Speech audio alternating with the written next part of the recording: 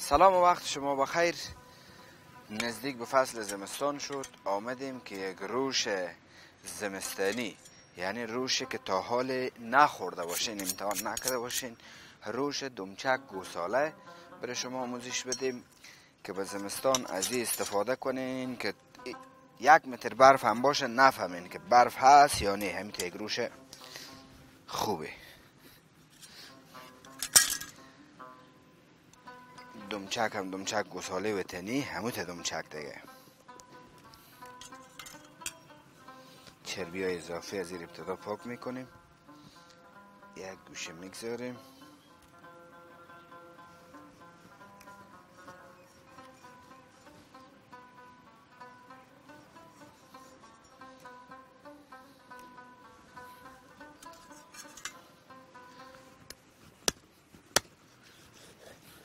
به همین اندازه ریزه میکنیم.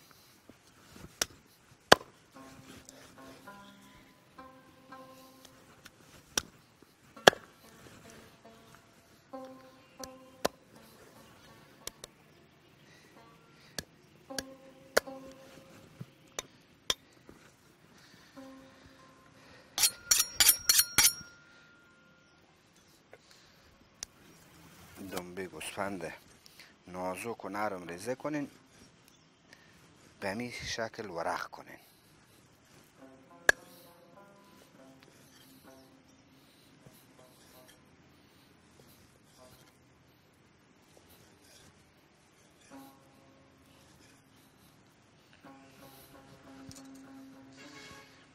کچالو شوشته پاک صفا سطره، کچالو رو به دیگ بچینین.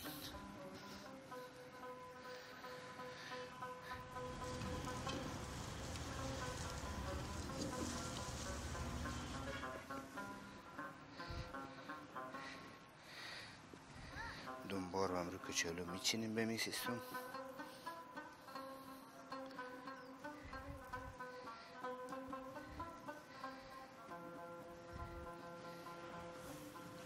فلفل اضافه میکنیم بزی.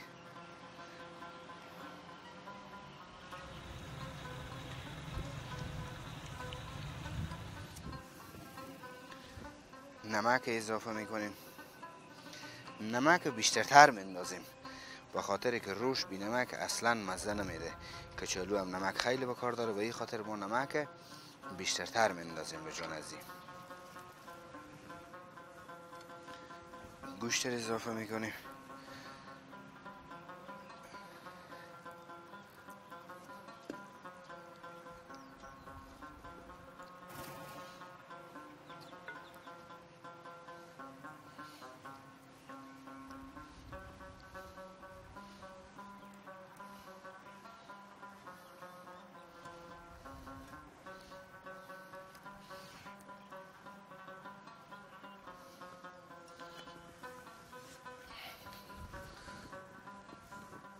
باز دوباره عین شکل که به کچالو اضافه دنبه اضافه کردیم نمک و فلفل، دوباره بزی نمک فلفل اضافه میکنیم.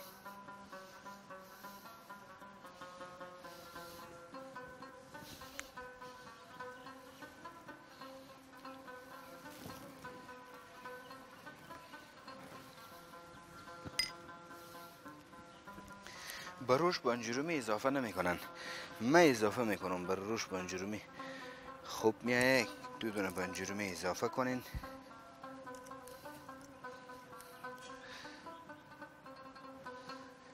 چهار 5 دونه لیمو هم اضافه کنین.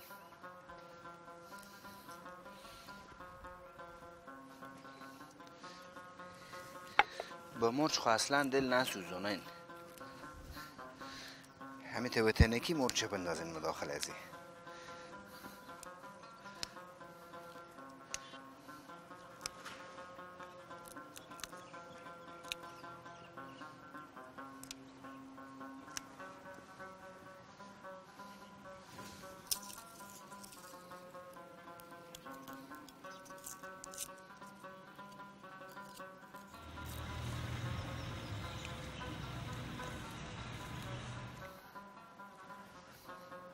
کمی سرکم ما به روش اضافه میکنم. البته سرکه سفید باشه. سر از زیر بسته میکنیم و زیر از زیر روشن میکنیم دیگه.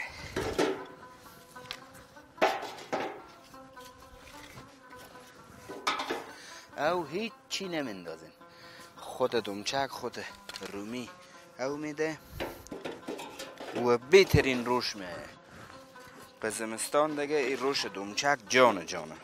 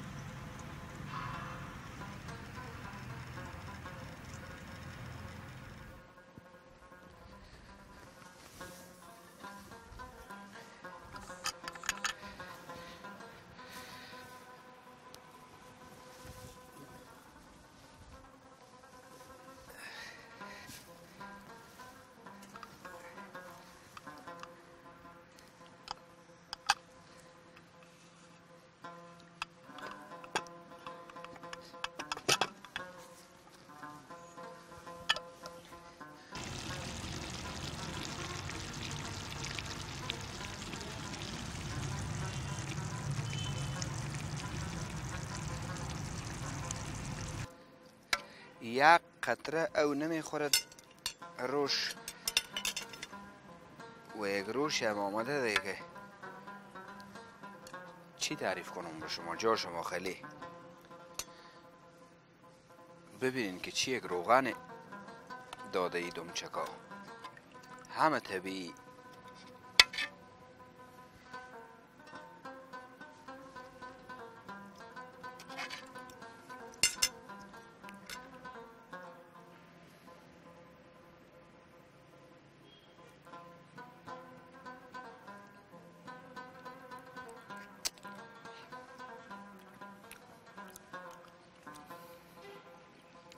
واقعا عالیه.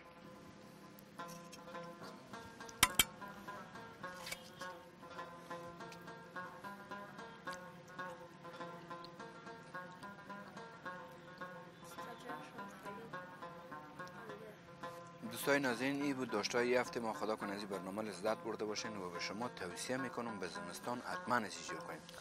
سعی کنین به چی اندازه پنجم جسم، فقط شیر پره پخته کرده باشه. وقت شما خوش، خداوند یار و آور شما.